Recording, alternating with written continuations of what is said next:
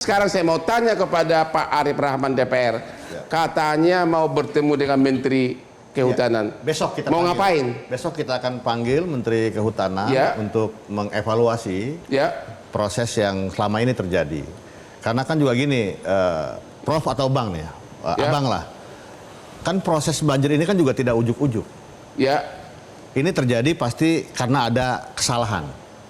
Bisa juga ini karena kelalaian faktor manusianya, atau juga ini faktor alam yang tadi disampaikan. Nah, kalau kita lihat ini kan kalau dua-duanya sebenarnya kalau tetap alamnya dijaga oleh manusia, mungkin banjir itu tidak sebanyak ini korbannya. Tidak separah itu. Tidak separah ini akibatnya. Hasil temuan DPR dijaga nggak hutannya gitu loh. Jadi begini, memang kita akan memanggil Menteri Kehutanan besok jam 2 siang. Kita akan menanyakan, kan kita harus lihat lah bahwa proses yang terjadi ini kalau menurut informasi ini kan akibat pembalakan liar. Pembalakan liar. Yang ada di hulu sungai. Di hulu sungai. Ya, aliran sungai di hulunya. Nah ini kan sebenarnya kita meminta ke depannya untuk investigasi secara menyeluruh.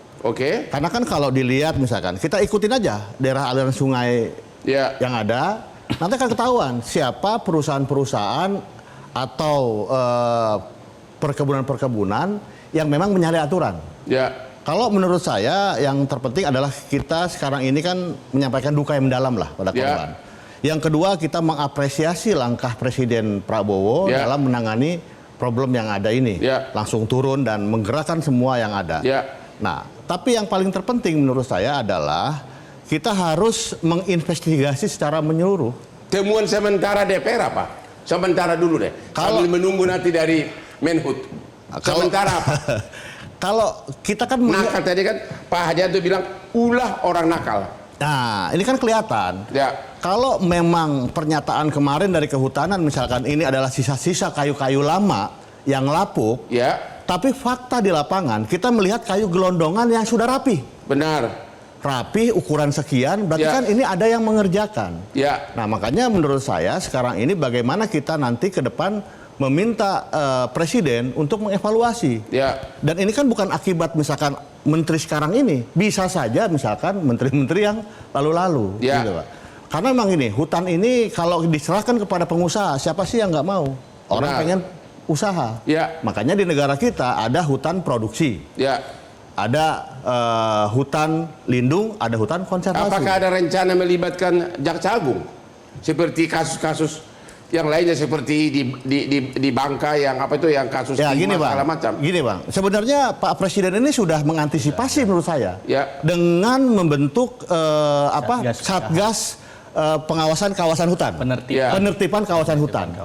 Karena memang sektor hutan kita ini banyak digunduli oleh perkebunan sawit. Sawit. Yang merajalela, menurut saya. Menurut pandangan saya. Karena kenapa dibentuk Satgas PKH ini? Karena mungkin Pak Presiden sudah mengantisipasi. Makanya akhirnya setelah Satgas PKH untuk sawit, dilanjutkan Satgas untuk tambang ilegal. Nah ini kan sebenarnya sudah diprediksi oleh Pak Presiden. Dari DPR sendiri, di samping tadi badai, DPR juga mengakui memang juga ulah orang nakal. Pasti ada ulah orang nakal. Oke, kita istirahat lagi, sampai ketemu lagi di Hot Room.